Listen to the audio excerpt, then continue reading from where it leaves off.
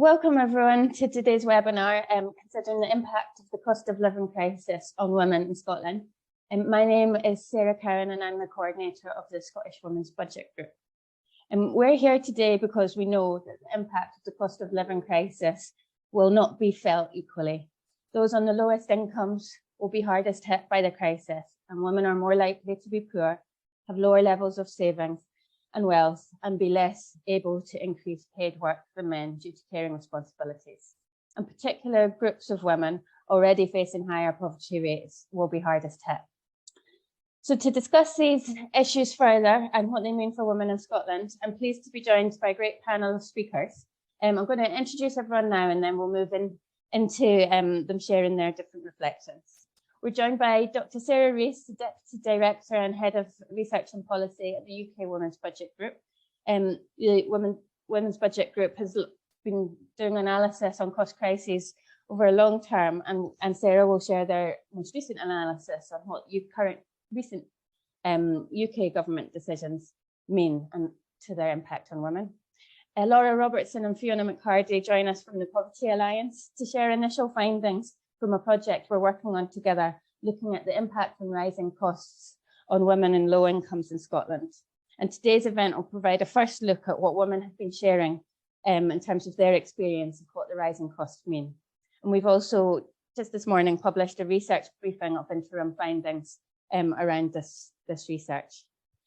After Laura and Fiona have spoken, we'll take some time for questions at that stage before returning to our next two speakers. And I'm pleased to say we're joined by Maddy Kirkman from Inclusion Scotland, their Policy and Parliamentary Officer, who will share insights into the experiences of disabled women in Scotland as the costs keep rising. And finally, Emma Simpson, who's the Employability and Financial Inclusion Coordinator at Amina Muslim Women's Resource Centre, will share what they've been hearing from women who access their services. We'll have further time at the end for questions and discussions, so please do share questions for panelists in the Q&A function that we have on the webinar. And if you have links or wider reflections that you'd like to share, then please use the chat function within the webinar for that as well. And if there's any links to other work that you've been doing around the impact of the cost of living crisis on women, please do share that to help get the discussion going. So without any further delay, I'll hand over to Sara to kick us off with the discussion. Thank you very much for the introduction, Sara. Hi, everyone. I'm very pleased to be here to share the analysis and the research that we've recently done on the gendered impact of the cost of living crisis in the UK. So I'm going to share a few slides with you. Okay, can everyone see that? Yep, that's good. Brilliant. Thanks, Sara. Okay. So at the Women's Budget Group, we focus on the impact of government policy on women and men, with a particular focus on the economy and economic policy. So I think it's really no surprise that we have spent a lot of time in the past year or so trying to analyze what the cost of living crisis means for women in the UK. And we've been saying this from the start, that this is not just a crisis of costs, a crisis of rising inflation and the rising cost of living, but it's also a crisis of incomes. And this really explains why women are at a particular disadvantage to face a crisis of living. As Sara mentioned at the beginning, a big reason for that is really the fact that women are more likely to be living in poverty and have lower levels of savings, and also they have higher levels of debt than men, which puts them at a disadvantaged position to face a cost of living crisis. And this has really been exacerbated in the last decade by the austerity cuts to benefits, to public spending on which women rely more for their income than men, mostly due to their caring responsibilities.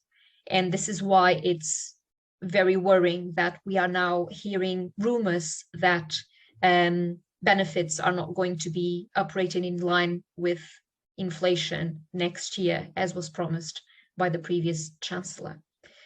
So women's caring responsibilities and the fact that they still shoulder the majority of those is another reason why the cost of living crisis is gendered. So because of those caring responsibilities, women have less time to devote to work, and they're also less able to increase their hours if they wished. And also women tend to be limited to a smaller geographic area for seeking work, which again limits their ability to find a better paid job, for instance.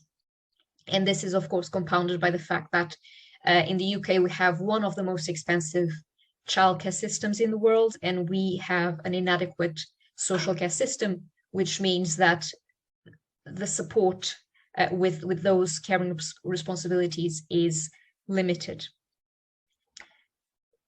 Thirdly, we know that women are the shock absorbers of poverty. So they are more likely to go without to meet the needs of their family. So just last week, the Guardian was reporting that NHS nurses were not eating at work to feed their children, which I think is, a very dire reflection of the cost of living crisis, the fact that people's incomes are not keeping up with inflation, and the consequences that really is bringing. Fourthly, women are also the majority of those working in sectors that are facing potential closures. So we're talking about sectors such as retail, hospitality. So these are really the things that people tend to cut first when they are worried about their incomes. And so women are the majority of the workers in these sectors. So there are that potential for job losses coming further down the line, which is also very worrying, of course, for people's incomes and women's incomes in particular. And even with the energy price guarantee and the fact that it also protects businesses to some extent, it's still likely that many small businesses will be facing very high energy bills that they may not be able to face.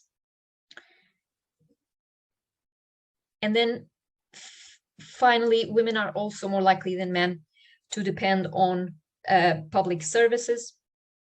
Even before the Chancellor had written to ask departments to find efficiency gains, which is really another way of saying spending cuts, public services were already facing a 10% real terms cut on their budgets, because the money that was allocated to them in the last spending review last year was not uprated in line with inflation. So public services are already facing a real terms cut, and women tend to rely more on public services. And we know that when public services are rolled back, women tend to fill in those gaps with their own unpaid labor. So it has that kind of double impact. So in terms of the budget that was announced 10 days ago, we did some analysis about what this budget means for women, who benefits, who gains the most, and where do we go from here? And I think it's no surprise to the people on this call who may have already seen some similar analysis from other think tanks and other organizations that are analyzing the economic policy, that we are really looking at a inequality budget. So this is a budget that is geared towards the richest. It has a package of tax cuts that are mostly benefiting the wealthiest families. And so even without the abolition of the 45% additional rate on income tax, that was just on which the Chancellor has just kind of U-turned, we are still looking at a gain mostly for the richest families, as opposed to barely any gains, barely any support for the poorest, so the people who are really struggling right now with the cost of living crisis. So richest households gaining over 100 times more than the poorest from just the personal tax cuts. And so beyond or besides the disproportionate gains for the richest, we're also seeing a gendered impact that is disproportionately benefiting men. So we looked at what the average worker, male worker and female worker, gained from these tax cuts, and we found a wide gap between what male workers gained from the budget and female workers gain. And so this was the numbers prior to the U-turn on the 45% rate abolition. But even without that, even keeping that rate in place, we see that men still benefit a lot more from this budget than women. And I think this is no surprise when we know that men tend to be higher earners, and they are more likely to earn more and to pay more taxes, and so be benefited when those taxes are cut. And when we look at different types of families, different types of households, we also see that female-headed households benefit less than their male counterparts from this package of tax cuts. I think particularly, single mothers, female pensioners are the types of families that benefit the least from this budget. But every female-headed household benefits less than their male counterparts, which has a potential to really widen gender inequality rather than narrow it. And I think this is seeing how this budget is benefiting the richest at the expense of the poorest is very worrying, when we are already hearing rumors that spending cuts are coming our way to balance the books, basically. So what we're looking at is really a situation where we're giving tax cuts to the richest while cutting on public spending, including budgets to public services, but also benefits to the poorest in society to pay for these tax cuts effectively. And I think particularly for women, for people on the lowest incomes, it's very worrying to hear that the government is rowing back on its promise to upgrade benefits next year in line with inflation. I think this is, we're potentially facing a new era of austerity at a time when public services are on their knees. They need more investment because our NHS, schools, and other services are still facing backlogs from the impact of the pandemic, and so they need more money, not less. And equally, with benefits, people are struggling already with the cost of living crisis. So if we're cutting their benefits, we are potentially looking at widespread destitution and more heartbreaking stories. So we are continuing to update our analysis of the policies that are being announced. So if you want to know more, please visit our website. Thank you. Thanks very much, Sarah. It's good to have the numbers that show really starkly the different impacts of the decisions made. I'll hand over now to Fiona and Laura to share some of the initial findings from the research that we're conducting into the experiences of women on low incomes in Scotland.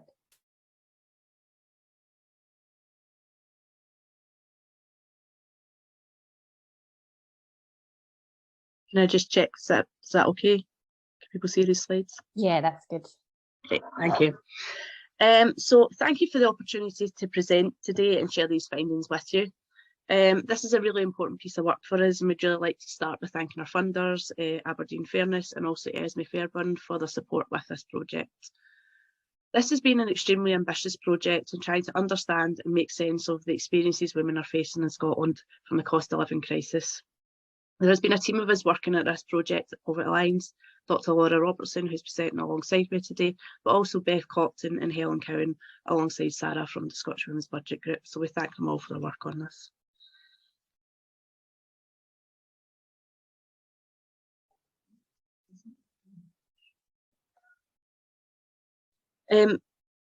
This joint work is exploring women's experiences over a 3-month period from August to October 22, and the aim of this research is to provide evidence on what the cost of living crisis means for women on a low income in Scotland. How are rising prices impacting women on low incomes in Scotland? What price rises are having the biggest effect, and what measures women feel would support them in this crisis? In terms of our methodology, we are conducting interviews with 30 women living on low incomes and a 10-week journaling exercise with 8 women. And we would like to share with you some early findings from this work at a midpoint within the project. Within our sample, there is a diverse range of women in circumstances, including parents, carers, women with health conditions, asylum seekers and refugees, women in work, and across living in both urban and rural areas. Just to provide some detail on this, we recruited via Poverty Lines networks, our membership base and many other places. We received in this work the fastest and largest response we've ever had to a piece of research, with 80 women expressing interest in participating. And I'd just like to flag this because I think this is quite telling in of itself of the precarity that women are seeing and just the importance of getting our voices heard on this issue. Our journaling work was co-produced with the women who were supported to engage and use the diary method that best suited their lives and circumstances. Participants were asked to submit a weekly entry to us, and our research interviews were conducted through a mix of in-person and phone interviews depending on individual circumstances. Reflecting our ethos of participation at the Poverty Lines and lived experience, participants were gifted vouchers for taking part in this work. So moving on to what we found. Energy costs were particularly an issue for households with prepayment meters and those who are using oil. This was a huge concern across our work, and households were extremely concerned about managing this going into the winter. This was having big impacts on women's wellbeing, and measures such as self-disconnection were reported. For those with health conditions, there was a particular worry as people required things like energy usage for storage of medication, for example. And it was also flagged that within rural areas, there was real challenges in actually obtaining oil to purchase for fuel. Of course, when people are struggling with heating, it also impacts on eating, and this was also illustrated through our work. Participants deployed a range of measures to try and manage food costs. This included going without certain items, skipping meals, drinking water, shopping around, and in some situations, accessing emergency food aid support. And those in rural areas again faced particular challenges because they had more limited shop choices to choose from. And I just want to highlight this quote here. I was shocked to see how the price of things had gone up compared to the last time I went to shop. It's gone even higher. Vegetable oil, the last time was £1.98, but today it's £2.49. I had to leave it and get vegetable spread instead, which was lesser, and going round the shop looking for yellow sticker reductions just so I can buy more food to last more days. Cost of essential items, so for example things like school uniforms, clothes, nappies, formula for babies, were also really difficult for families, and these were costs that they just couldn't avoid paying for and were a real challenge. Summer holidays in particular had brought a different challenge to families this year, much more additional costs than normal, and this had been really difficult for families who were already managing tight budgets, so these rising living costs were really impacting already in that period. And alongside, when we're talking about energy use and fuel, we also heard about fuel use for transport. So those in private transport had, again, quite a lot of challenges in terms of those rising costs and what it meant. And again, there was disproportionate impacts in rural areas where public transport provision was often insufficient for those people's needs, but particularly for women who were in work as well. I'm going to pass you on to Laura for the next slide.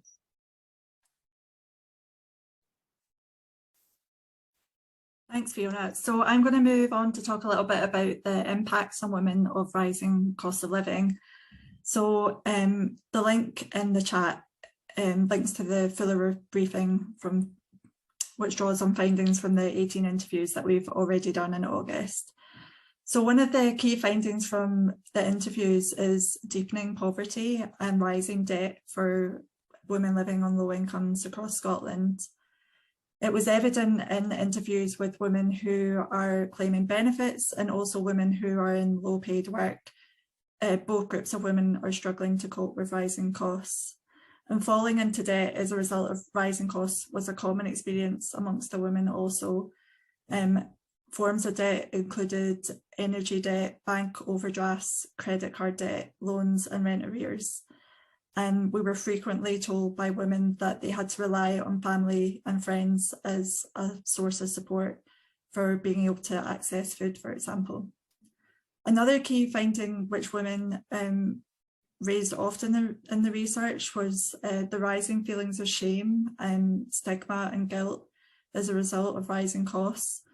So several women in this research reported having to use food pantries and food banks, having to shop around late at night in order to be able to buy more affordable food. And women who had children were also feeling guilty about not being able to afford the essential costs of items for the children that Fiona mentioned, and also being able to do things like leisure activities and social activities as well. So one of the things that almost every woman spoke about was the impacts on their health, particularly their mental health. Almost all women said that they were experiencing anxiety as a result of rising costs. Several women we spoke to mentioned having panic attacks. There's also the health impacts around eating less, cutting back on energy use as we move into winter. And another key thing that women reported was just the isolation, as they are no longer able to afford to do things that they, to see friends, for example, or to see family. And another thing I'd like to draw attention to here is the lone parents that we spoke to, who none of them were receiving child maintenance. So this was an extra burden for them that they were not accessing this form of support and having to manage rising costs. So if you could move on to the next slide, Fiona.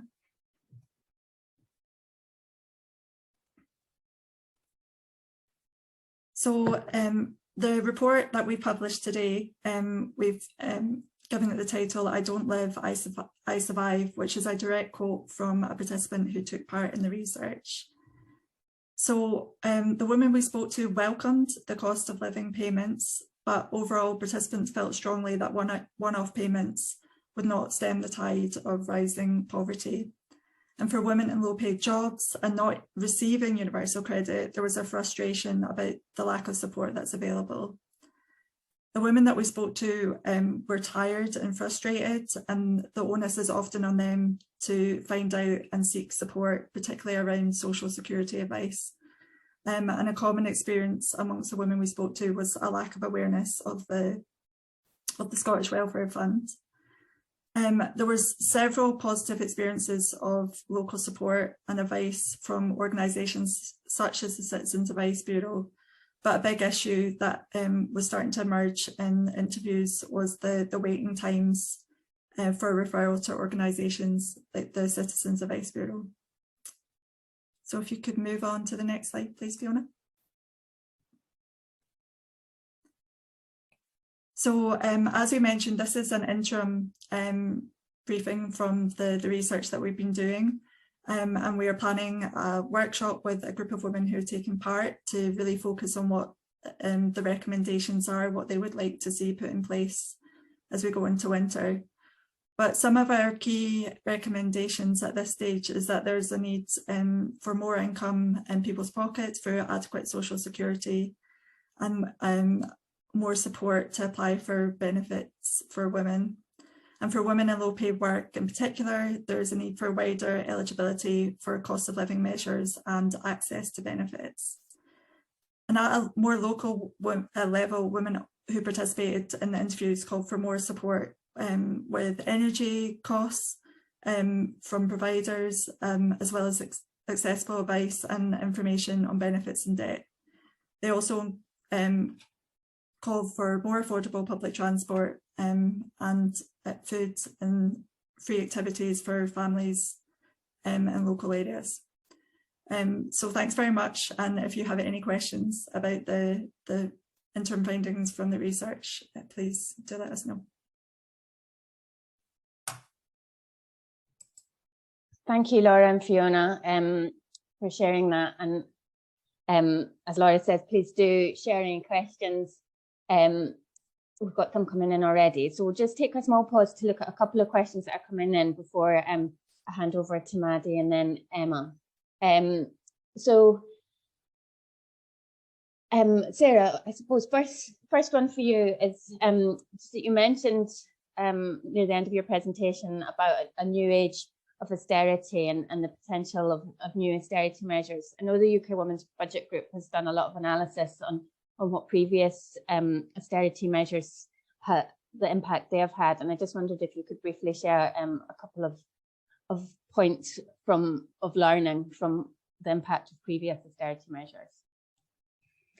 Yes, so we've done back in 2017, we've done an analysis or an assessment of austerity cuts since 2010, and we looked at it through the lens of gender, but also race and class. And what we found was that Black women from low income families were the ones who had been most impacted by the austerity cuts.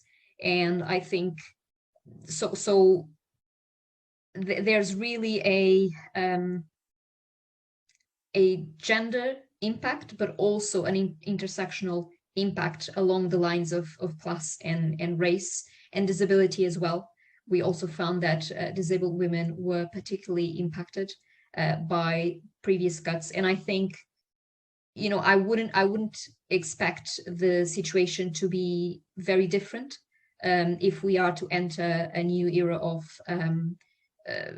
benefit cuts and public spending cuts, but we are going to be looking at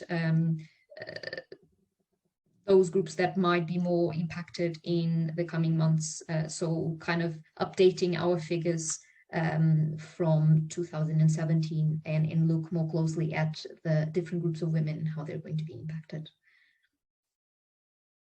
Thanks very much, Sarah. There's a couple of questions that I'll try and group together a little bit, and Fiona or Laura, maybe starting with you on these. With the kind of risk of widespread destitution, has there been any mention in the research that you're able to share at the moment around domestic abuse or involvement in selling sex or sexual exploitation? Maybe Sarah can also come to you, because the second part of that question is that it feels like vulnerability to sexual exploitation can often be little acknowledged in formal policy areas, and to see if you've got any kind of thoughts share on that as well.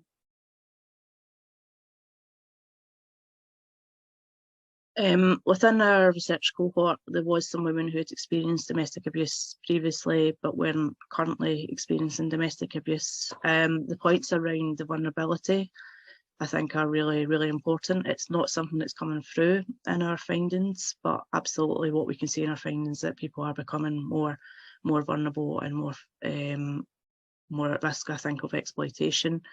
I think not just in terms of sexual exploitation, but I think other kind of forms of exploitation, maybe in terms of, you know, work and so on, and also thinking about, you know, things like illegal loan sharking and so on. I think this is also quite a concerning context for things like that. Laura, I don't know if you've got anything to add there. No, I think you covered that very well. And Sarah, would there be anything to add from your point of view?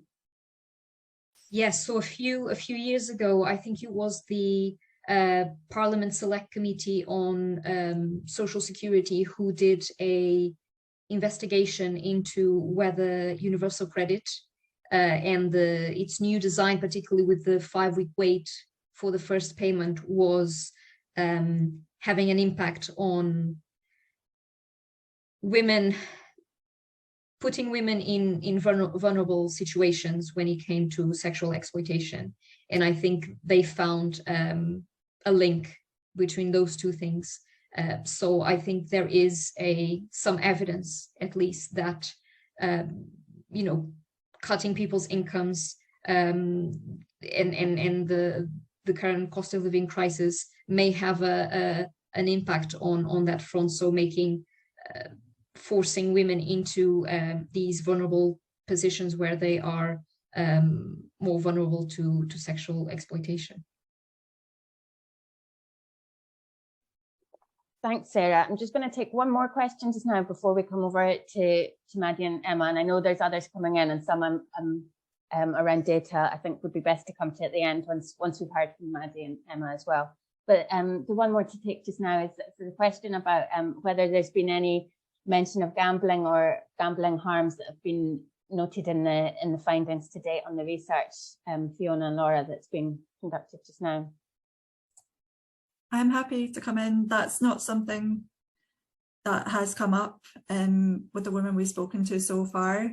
As Fiona mentioned, there's been quite a lot around accessing loans and getting into credit card debt, but gambling isn't something that's specifically come up so far. Thanks, Laura. And please, as I said at the start, if you have links to other work that's been done on this, please feel free to share them in the chat function as well, so that others can see that as well. But for now, I'll ask Maddy to come on camera and to share views about the impact of rising costs on disabled women. Thanks, Maddy. Thank you so much, Sarah. I'm really grateful for the opportunity to speak today and for the focus that's been put on disabled people's experience and disabled women's experience of the crisis. The first part of my presentation today is quite stats heavy, drawing on research from Engender, Close the Gap, the Trussell Trust and Glasgow Disability Alliance, looking at what we already know about the financial precarity of disabled people and disabled women. In the second half, I'll be drawing on evidence from Inclusion Scotland's recent cost of living survey, which questioned 168 disabled people and their carers about their experiences of the cost of living crisis in September of this year. I'm afraid I don't have access to a full gender analysis of the survey results yet, so we'll be drawing mainly on the qualitative evidence that we received. I must admit now that this evidence is quite stark, and I myself became quite emotional reading that testimony and preparing for this presentation. So just to kind of warn you that that's coming up a little later. But so on the stats, it's fantastic to hear about the work that the Poverty Alliance is doing and that they've recently published, because there has been a lack of detailed data at the intersection of gender, disability and poverty at the Scottish level, and particularly a lack of research that takes account of the rapidly changing context in the last few months. However, we do know that women are more likely to be disabled than men, and that disabled women are more likely to live in poverty than disabled men and non-disabled women. Around 1 in 5, or 18% of households in Scotland include a disabled person, and we can assume that most of these households include women and girls. Women are also more likely to take on the caring responsibilities for disabled adults and disabled children. Therefore, disability is gendered, and the poverty-related effects of disability are gendered too. We know that at a UK level, once the extra costs associated with a disability are taken into account, 28% of all those living in poverty are disabled people. Another 20% live in households containing a disabled person. So nearly half, 48%, of all the poverty in the UK is associated with disability. Over a quarter, 29% of disabled households in Scotland are in serious financial difficulty, compared with 13% of non-disabled households, meaning disabled households are more than twice as likely to be in serious difficulty. While disabled households and disabled women have historically fared worse on these financial indicators, the situation was made dramatically worse by COVID-19.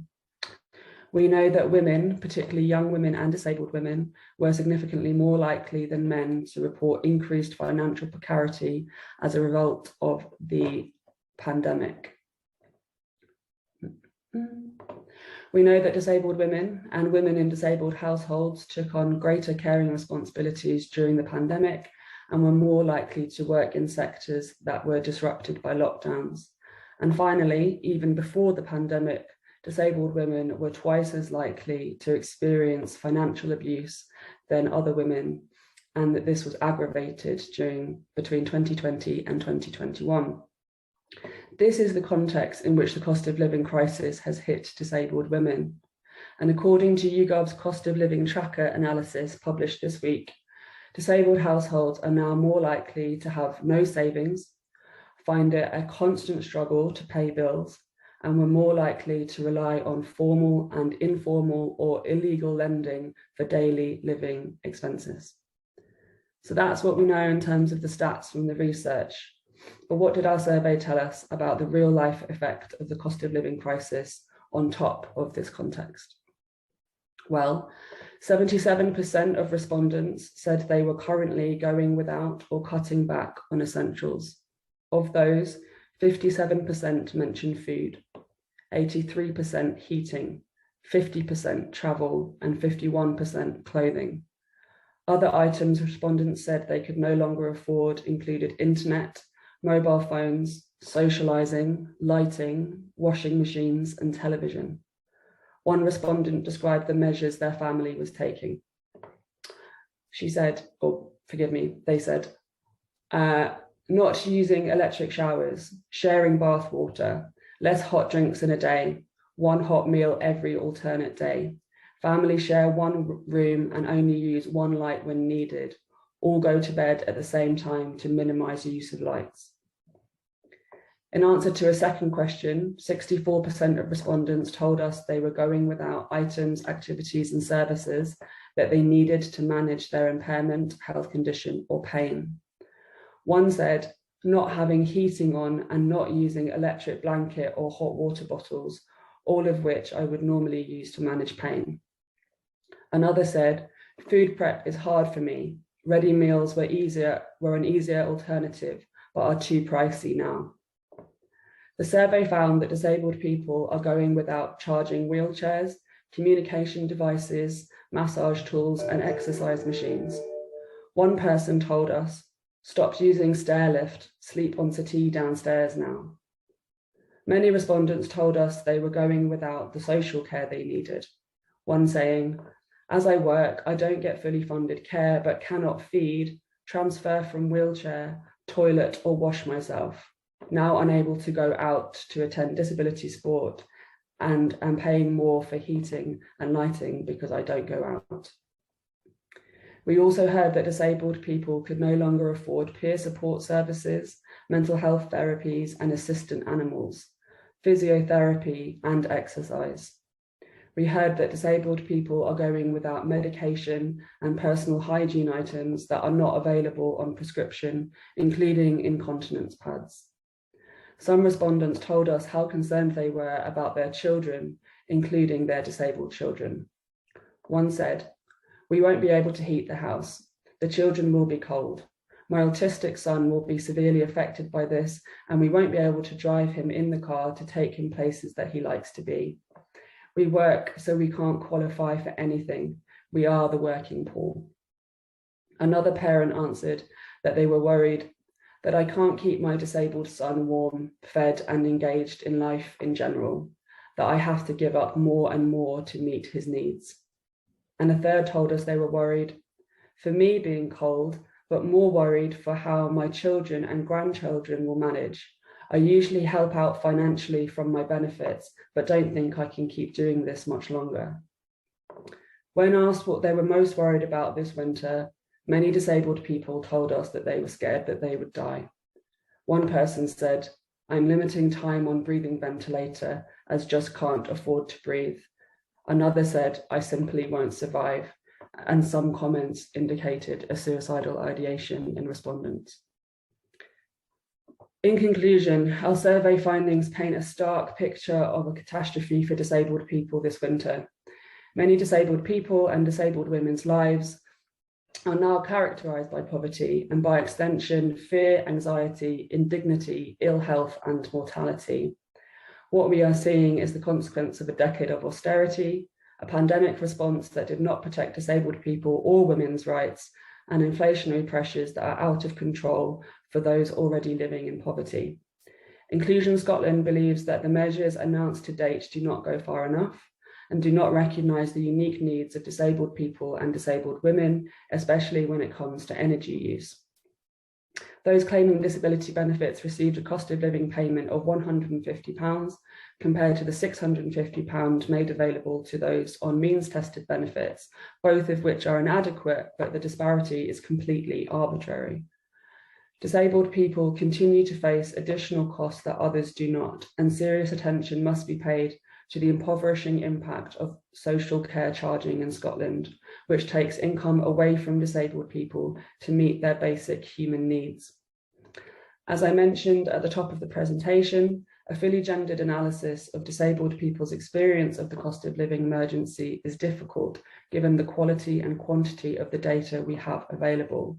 But to some extent, this crisis is another chapter in a story we are already familiar with, and we would encourage any urgent action that deals directly with the needs we already know exist. Thank you. Thank you, Maddy, very much for sharing that. And as you said at the start, some very stark information coming through from your survey, and some real core things I think what we can come back to in the discussion about what action is needed from government, because I think there's also some really clear points about what needs to be done and the choices that need to be made. Before we come to that discussion, though, I'll come over to Emma, who will share perspectives from people who've been accessing support from Amina Muslim Women's Resource Centre. Emma, over to you. Thanks, Sara, and thank you to all the speakers we've had so far. It's been really insightful and valuable to be able to listen to everyone's presentations, and I'm looking forward to sharing some of Amina's perspective. So I'll give you a little bit of background about the organisation. Amina, the Muslim Women's Resource Centre, works within the Scottish context only. We're a Scottish national charity, and we support Muslim and BME women across the country aged 16 and up. So we're a service for adults. We work with a diverse and intersectional range of beneficiaries. That's people spanning all age ranges from 16 up. It's women who are in work, out of work, women with no recourse to public funds, Muslim women, women of colour, people that have a huge range of often overlapping and compounding life experiences and issues that might drive them to engage with Amina. My team within Amina provides support directly in the topic of employability, of community peer connection, and on financial worries. We run a financial advocacy and inclusion service where people are able to access one-to-one support to identify what is going on that's driving a huge amount of distress, and we will do our best to find a solution both in the short and longer term. Since January of this year, we've had 73 women come into that financial advocacy service, which for context has been around since 2020. That's when we started delivering it, and is run by just one member of staff with support by myself. And we've worked with 73 women who meet the criteria of that service, which is to be in significant financial distress where no other help that they've tried to access has been available. So that means that they've maybe already spoken to another more mainstream organisation, they've maybe already had a conversation within the family home, they've looked at any other possibility for support, and they haven't been able to find any. And who we tend to work with in that setting is a lot of women with no recourse to public funds because of their legal status within Scotland or the wider UK. And also a lot of women who are leaving or attempting to leave a situation of ongoing domestic abuse, which includes economic abuse. In many ways, what we've seen over these past few months and also over the past few years, the pandemic, is not hugely different to what's already been going on in communities for some time. So the community of Muslim women and women of colour that we work with in Scotland have historically been extremely economically disadvantaged over time. So we know from previous reports, like the Women's Inequalities Committee's report in 2016, or the work of Dr. Nalib Khattab back in 2015, that Muslim women in particular are the most economically disadvantaged group within the UK. They are more likely to be unemployed than their male peers, and they're, I think, is twice as likely to be unemployed as white women or non-Muslim women of a similar education level or a similar sort of skills base. Dr. Khattab looked at the stories of 2,643 women back in 2015, and it showed that Muslim women in that context were 71% more likely to be unemployed. And a unifying kind of gendered experience across multiple groups of women is, on top of maybe they're less likely to be in work, less likely to have savings, they are also potentially bearing the brunt of household management when it comes to finances, and they're also potentially experiencing economic abuse, as they're more likely to do so than their male peers. And so what we're seeing in households, that for some time already there's been this stress on women as the mitigators and the mediators of their households, and that ties into a gendered experience that many of us share, but also some specific expectations within cultural communities and within particular aspects of faith communities. So there's a pervasive idea within some parts of the community we work within that women shouldn't be in work, or that women should be managing household expenses, but it's not appropriate for them to be bringing in money to the household.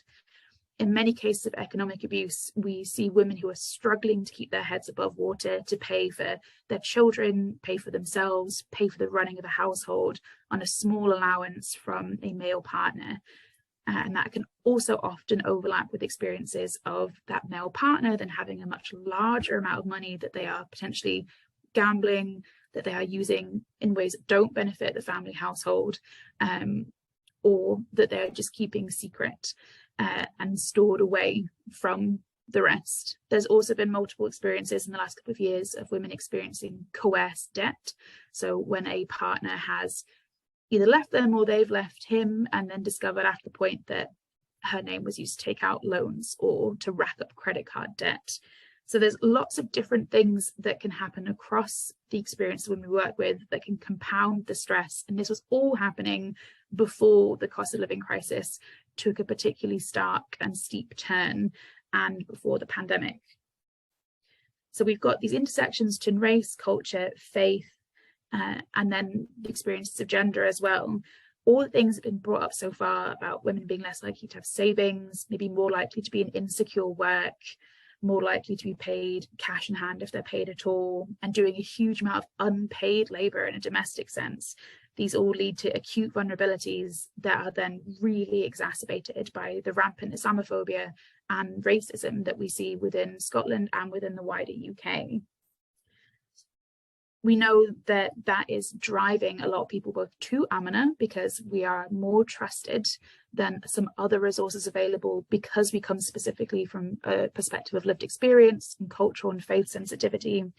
And it's also driving women away from other services, such as like their local government authority, maybe a social worker, maybe someone that they're interacting with within a more mainstream setting. People are often denied or are less able or advocate for themselves or less able to get in the first place certain forms of support because of their identity as Muslim women or as women of colour. There's been a couple of really interesting reports from groups like Close the Gap and Jacqueline Stevenson on the social mobility of Muslim women in particular, and young Muslim women, and fear of being visibly different. Potentially, if you're a hijabi, you are immediately recognisable as Muslim, and that might cause people to interact with you in a derogatory way. You might also experience racism because of the colour of your skin, and all of that drives people away from reaching out to services that might potentially be able to help them, or if they do get in contact, they don't get the same standard of care, respect, or support as they might from their white peers. Ultimately, what we've seen over these last few months is a deepening of existing issues. So in some ways, nothing is new, but in other ways, it's got worse. The hardship fund that Amina operates through our financial advocacy service has had 340 applications when I last checked yesterday, since the start of this calendar year. And the hardship fund in previous years has run under the criteria of you can apply as a household once, and then you can't apply again within the following 6 months, just to allow us to maintain the fund sustainably. And what we've seen is a lot more repeat requests within that 6-month period, or from perhaps another person in the household, to see if there's any other way that they can get financial support. And it's particularly severe in the context of women who have no recourse to public funds. They are being very, in my mind, intentionally left supportless and left to suffer under the care of the current government within the UK. And it's part of a moral purity culture around seemingly deserving to have access to things that are important to you and that are necessary for human life. And the idea that people have to earn those things through a strange system of processes unique to the British Isles. And not just because they are a human person that exists within the space we live in.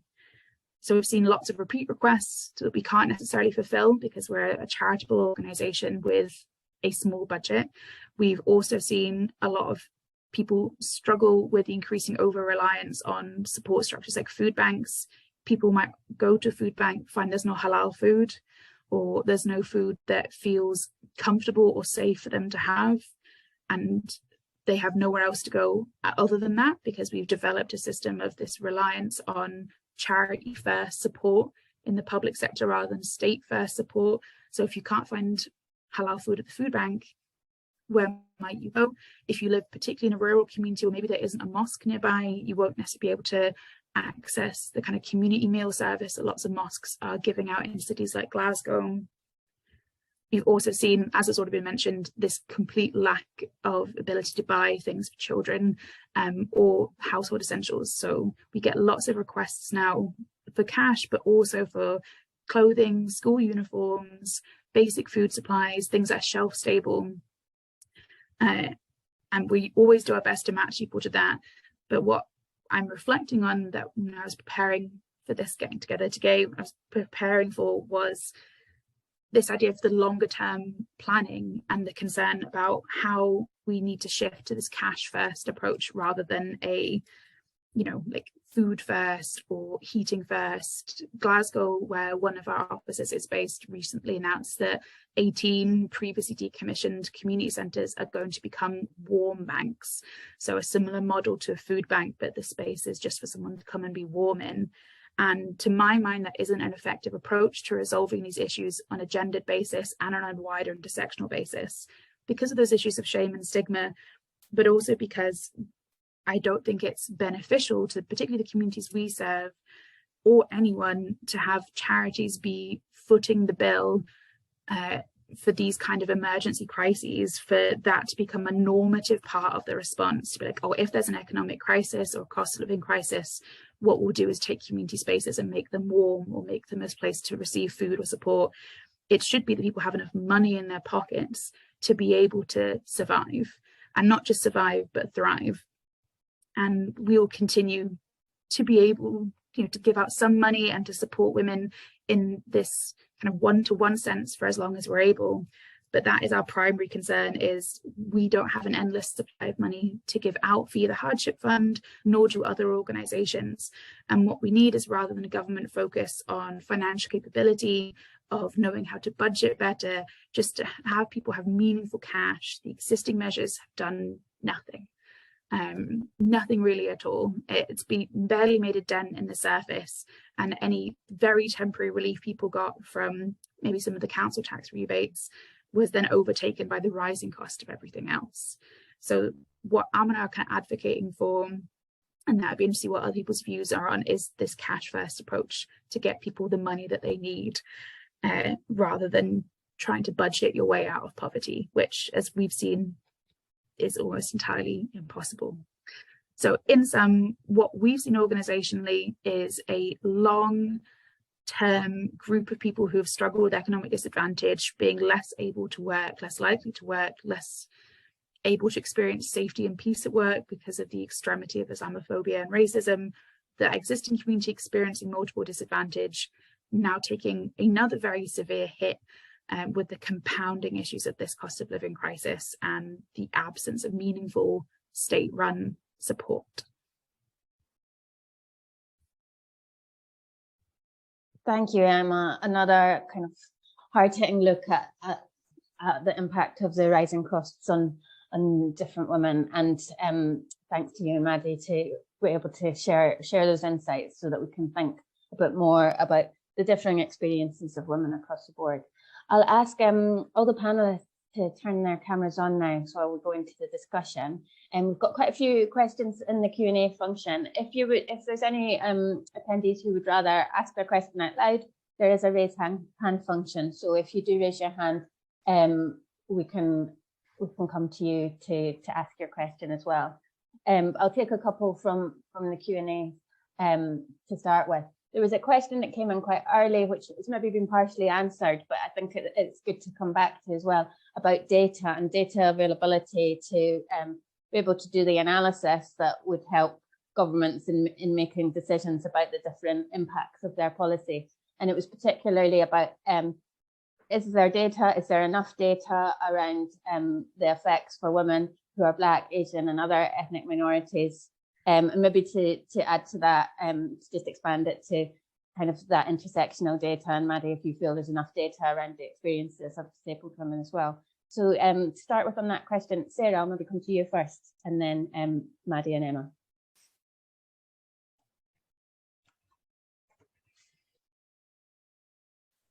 I think when we want to, usually there is enough data when you want to look at a specific protected characteristic. For instance, if you want to look at the impact on disabled people or on people from ethnic and minority ethnic backgrounds, it's when you try to cross different protected characteristics that it becomes much harder to find the right data. So to do intersectional analysis.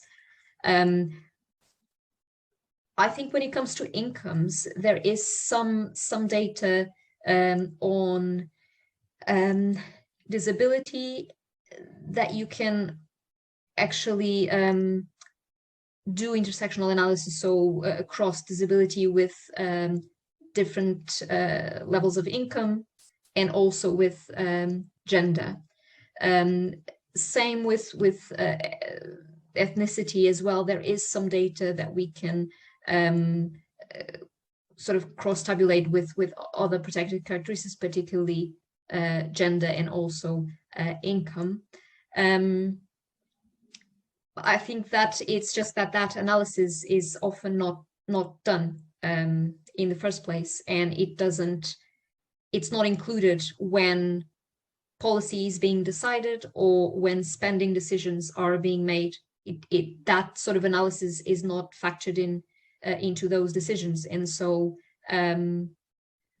maybe it's less a question of whether it's possible for that analysis to be done and whether that data is available. More, is it being used? Is it being, is it being helpful for policy? And I think the answer is no. That's not what we're seeing. Thanks, Sarah. And Maddy or Emma, is there anything you'd like to add? No. What I was going to say is that there is quite often either Scottish data or intersectional data, and to find intersectional data at a Scottish level can sometimes be tricky, and that's difficult when you are trying to influence Scottish policy, because decision makers want to know exactly what's happening in Scotland. Obviously, there has been some social policy divergence in Scotland, so they want to know whether what we're advocating is kind of applicable up here rather than drawing on UK-wide statistics. But I know that the Scottish Government is currently undertaking an equality evidence review, a review of their equality evidence strategy. And we're hoping that there will be more uses, more collection of disability data, that data will include a consistent definition of disability, that it could be intersected with other protected characteristics, and also broken down by impairment type, because we know that people with learning disabilities and autism have different experiences to those with mobility issues or sensory impairments, and it's important from a policy level to get that stuff right. So I think, as I say, it's often difficult to get the granular or the intersectional data at a level that is relevant to Scottish policymakers. So that's where we trip up sometimes. And that equality data consultation closes on Friday. So if people hadn't heard of it and want to take part in it, then do take a look for that and get your views heard in the consultation. And Emma, what's your thoughts? Yeah, similar to what's been said by Maddy and Sarah, there is a dearth of this granular intersectional data that looks not just at the experiences of disabled people in Scotland, but maybe disabled women of colour who are potentially also Muslim in Scotland. It's often presented as a too small a sample size to be worth committing the funds for like longitudinal studies or real policy work to. But there's about 3 million Muslims in the UK, and about, I think it's something like a third of those that Muslim population is in Scotland. So we've got this really large, thriving Muslim community, which includes a lot of different ethnicities as well. And so it's very worthwhile investigating when we know from some of the work that's been done, this is a really economically either inactive or disadvantaged group. I've heard things like, oh, that no one exists who's both Muslim, Black and disabled. But of course, many hundreds of thousands of people who fit exactly those descriptions do. And they deserve to be included in both data, because that's the most meaningful way we can inform policy. Amina as an organisation has loads of anecdotal and loads of qualitative evidence we can give, but we aren't a kind of research producing organisation in the way that some of the other panellists are. And so for us to be able to advocate for the people that we serve, having that kind of data available is really, really helpful. But tomorrow, Wednesday, we did a very small, like a small sample size of about 100 women study with the University of Edinburgh that was looking at specifically the digital divide over the course of the COVID-19 pandemic and how that's affected Muslim women of colour's ability to work, to re-enter work, to get work for the first time. So that will be coming out tomorrow, and I'll drop our website and our social media handles in the chat so people can follow along to see this very one small bit we've been able to do with a little bit of funding from the Uni of Edinburgh last year. Great, thank you, Emma.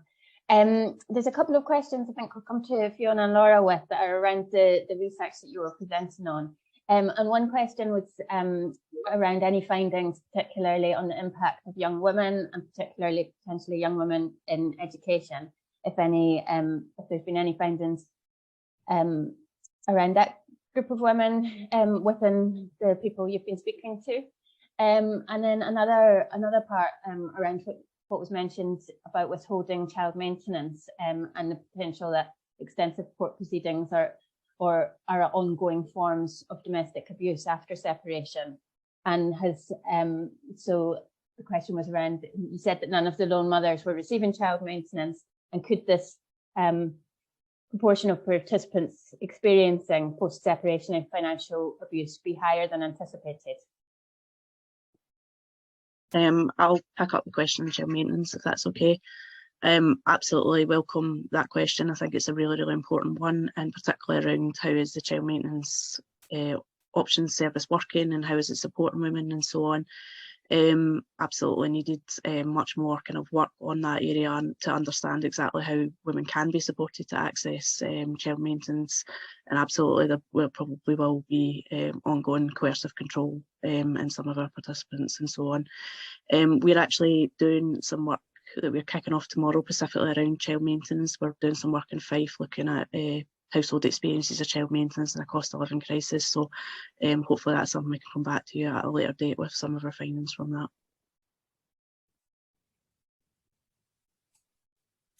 In relation to the question about education and widening gaps in attainment, I know that there's been some delays post-COVID in data being published on the attainment gap.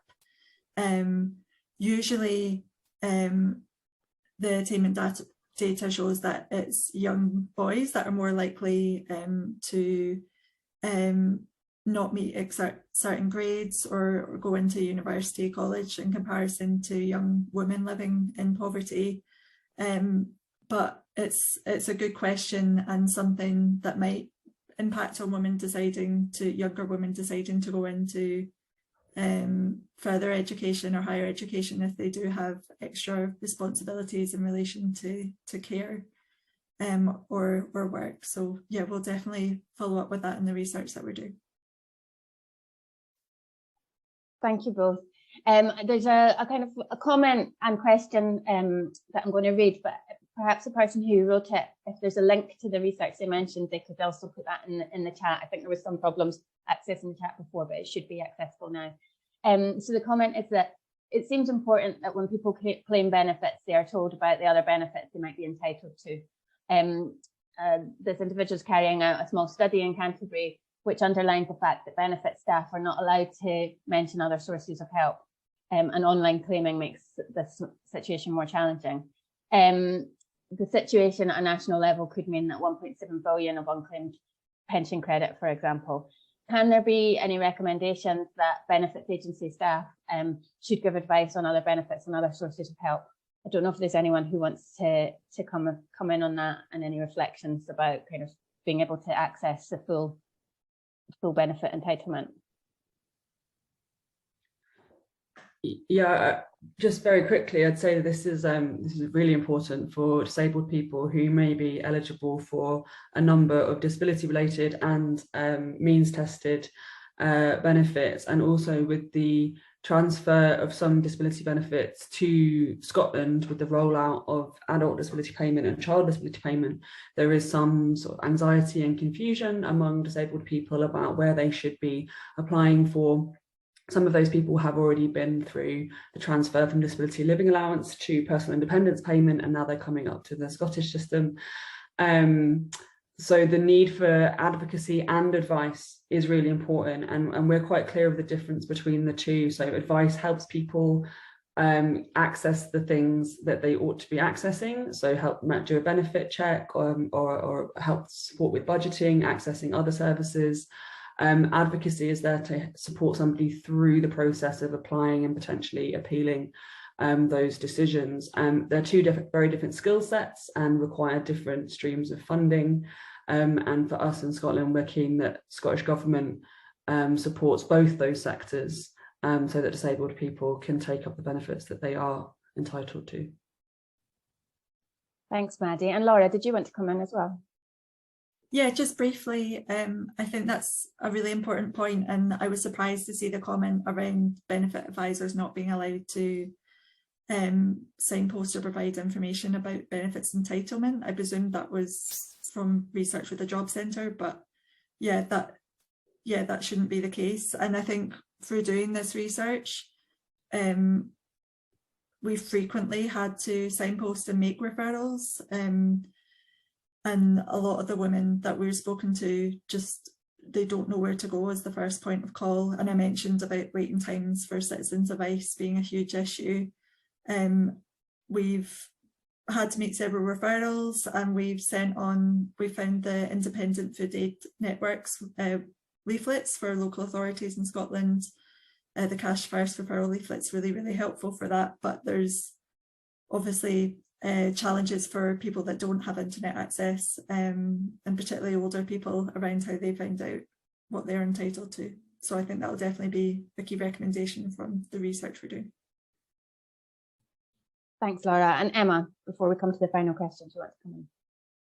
Sure, yeah, I just wanted to touch on what's already been mentioned about the inaccessibility of some of this information and the kind of hoops and jumps through which people must travel to get that information. And then on top of that, expected to be a good advocate for themselves, which not everyone is able to be because of the circumstances they're in, any other stresses that are applied, and how secretive a lot of this information tends to be. The kind of advocacy service we run from a financial perspective, we do go along that process of seeing people through maybe making their PIP claim, making an appeal, talking to utility providers. But one of the biggest issues we found, as well as the waiting lists and times for maybe to see someone at CAB, is what I touched on earlier when I was speaking about being afraid of their reception by those staff members or by those organisations, because maybe some pervasive myths or biases around their identity as Muslims or as women of colour. But also additionally, there's a language barrier, and something that I've become increasingly concerned about is where some people are unable to communicate in English as a first language or confidently, they might be relying on a family member or friend to translate, and that can obfuscate maybe like what might be going on, whether there's an economic abuse angle, how reliably do you know if this is that person's like real words and what they're really saying for themselves. Also, just, it's hard to find interpreters for some community languages in some areas of Scotland, like trying to find a Urdu interpreter in the borders is really hard, but people find themselves living in those environments and they deserve equal access to support. So something that we would like to see organisationally is more materials in community languages so people can understand how these systems work and be able to hopefully be better advocates for themselves if we as a small organisation can't be the advocate for them or with them. Thank you, Emma. And we're rapidly running out of time, but we've heard some really kind of hard-hitting information today. And I wanted to end with a final question to the panelists to try and look forward with a bit of hope as well. And to hear just very briefly, what would your top recommendation be for what you would like to see in the forthcoming budget, either Scottish or UK level, that would make a difference to women? Sara, I'll come to you first. I think the single most important thing that we would want to see announced is the up rate, at least in line with inflation, of benefits in April. And you know, this is really not asking for much, because this is just asking for benefits not to fall in real terms, so not for people's incomes not to fall and not keep up with the cost of living. So yeah, I think that is the single most important thing that we could see in the budget for the people who are struggling the most with this crisis. Thanks, Sara. Maddy, I'll come to you next. So I would say a cost of living payment that is at least in line for disabled people, that is at least in line with that was available to those on means tested benefits. And we actually asked our survey respondents about that, and additional help with energy bills came out on top, but I'm not sure exactly what form that would take at this moment, but certainly a cost of living payment that meets people's needs would help. Thanks, Maddy. And Fiona? I think echoing others, cash first approaches is absolutely central to our response to ensure that people have dignity and choice in the decisions they're able to make in their life. Brilliant. And Emma, was there a further recommendation, or did you just end your last bit with it? The further specification of any cost of living payment that is in line with the actual cost of being alive shouldn't be then paid back at a later point by those people or by the taxpayer. So what we've seen so far within the government's action on the budget kind of issues and the economic crisis is to, borrow from Peter to pay Paul, and we'll all eventually end up footing the bill to some extent or another for some of the measures that have been taken so far.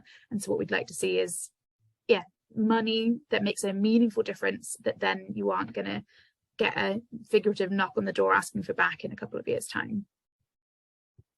Thanks, Emma. And Laura, finally, over to you.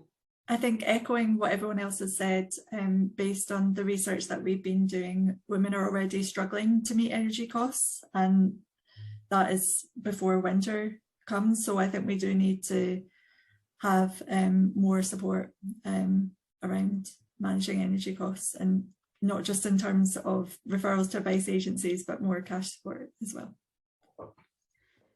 Thank you. A really, really clear message from everyone's recommendations about what's needed in terms of action from government. And thank you everyone for joining today's session. That's us coming to a close now. It feels like the conversation could have gone on a lot longer, but there will be more coming to this. Thanks to all the speakers for the informative and interesting inputs. And there's been some important points in the chat as well, with people taking some actions away from this. So that's really, really good to see as well. A recording of the session will be shared on our website soon, so you can pass this on to anyone who couldn't make it today. Please do look at today's interim report briefing that's come out from the Poverty Alliance and Scottish Women's Budget Group research, and share this along as well, and watch out for the final report that's coming in November. And I think Emma and Maddy have also shared links to find the reports that they mentioned that are coming out later this week as well. So thank you everyone for joining us. Bye.